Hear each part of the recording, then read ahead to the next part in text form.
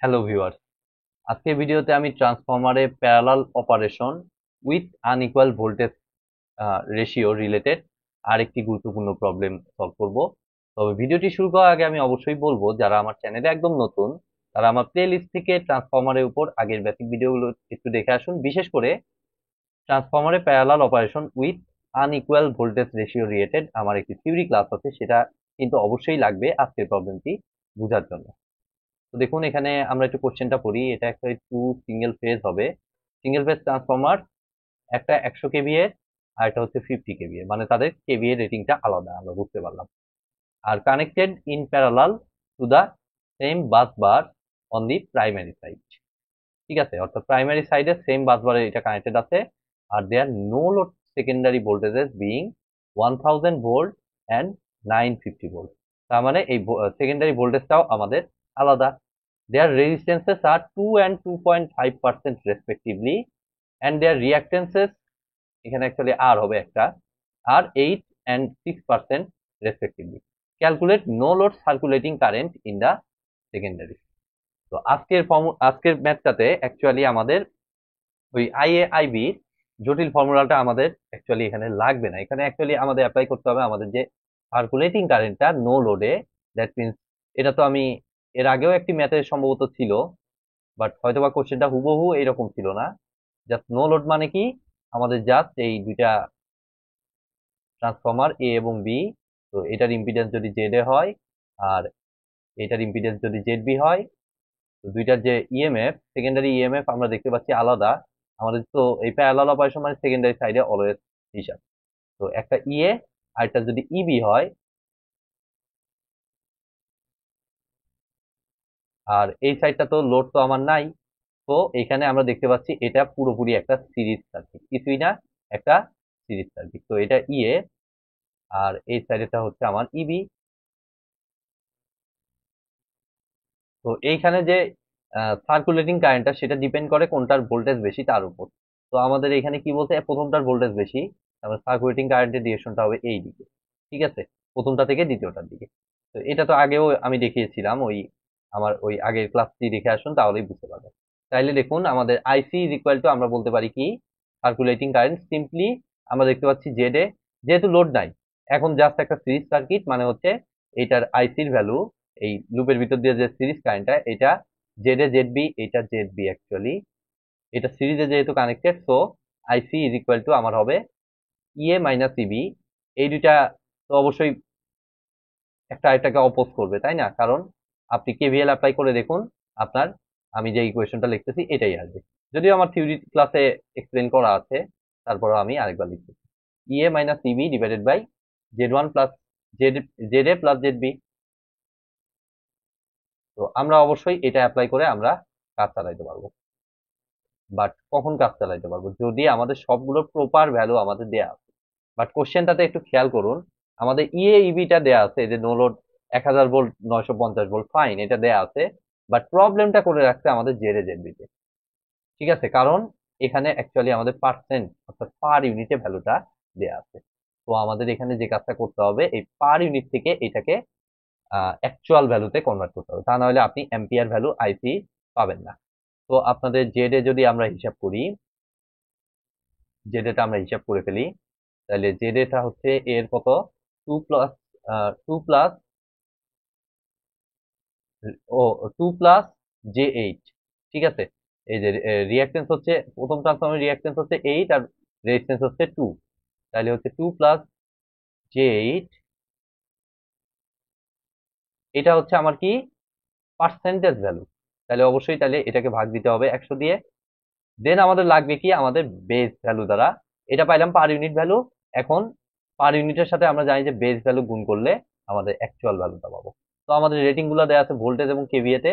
তো আমাদের ফর্মুলাটা হচ্ছে ভি বেসের উপর square divided by S base, যেটা পাওয়ার সিস্টেমেও আছে, এর আগের প্রবলেম গুলোতেও আমি দেখিয়েছি। তো ভি বেস, এ ট্রান্সফরমারের জন্য ভি বেসটা হচ্ছে 1000, তো আমি 1000 বসিয়ে দিলাম, 1000 এর উপর square divided by S base কত, এস বেস হচ্ছে আমাদের প্রথম ইয়াটার জন্য 100 কেভিএ, তার মানে 100 ইন্টু 1000, কারণ কেভিএ থেকে এটাকে ভিএ তে কনভার্ট করতে হবে, এসআই ইউনিট। তাইলে আমরা বেসিক্যালি এটাকে যদি আমরা ক্যালকুলেশন করে ফেলি, তাহলে আমরা ওহমিক ভ্যালুটা পেয়ে যাব।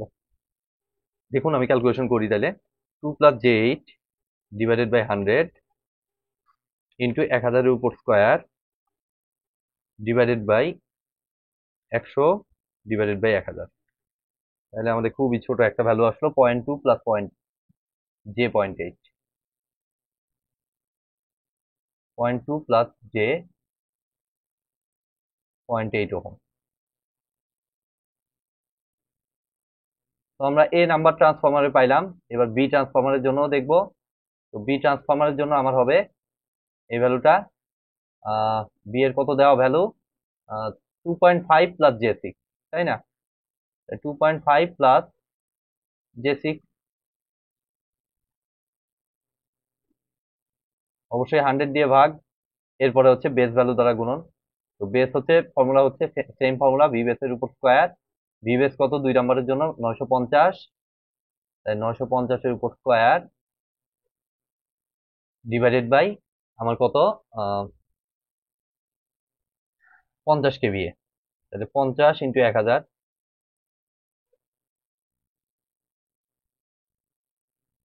তাহলে এইটাকে যদি এখন ক্যালকুলেশন করি আমি ক্যালকুলেটারের মাধ্যমে, 2.5 plus j6 divided by 100 into 950-এর উপর স্কোয়ার ডিভাইডেড বাই 50,000, একবারে দিয়ে দিলাম।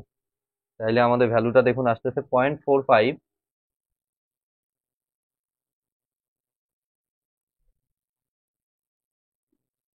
125 plus J 1.083,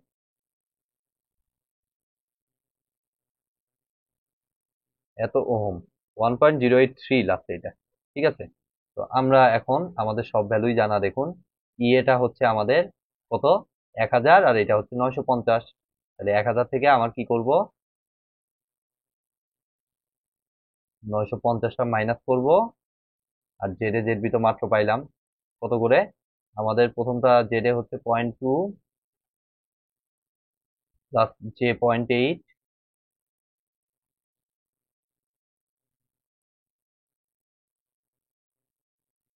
plus Z beta হচ্ছে আমাদের কত 0.45125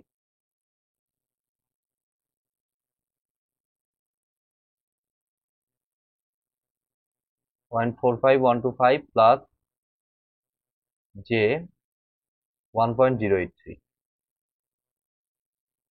1.083। তাইলে এখন জাস্ট আমরা ক্যালকুলেটরটা ব্যবহার করব এখন, ঠিক আছে। তো দেখুন আমি ক্যালকুলেশন করতেছি এখন, 0.8 জে উপরে হচ্ছে 50 ডিভাইডেড বাই অ্যান্সার। তাইলে আমাদের একটা রেজাল্ট আসছে, এটাকে আর থিটা ফর্মে নিয়ে নিব। তাইলে আমাদের মোটামুটি 25 অ্যাম্পিয়ারের মতো, 25.094 অ্যাম্পিয়ার। দেখি রেজাল্টটা, হ্যাঁ 25.1 ওরা দিচ্ছে, আর অ্যাঙ্গেলটা 71 ডিগ্রি। হুম, ঠিক আছে। তার মানে এটা 25 পয়েন্ট, আমাদের রেজাল্ট পুরোপুরি ঠিক আছে। 25 পয়েন্ট, নো লোড সার্কুলেটিং কারেন্টটা হচ্ছে আমাদের 25 পয়েন্ট, আমি 3 দশমিক পর্যন্ত নেই, 095 অ্যাঙ্গেল মাইনাস 70.92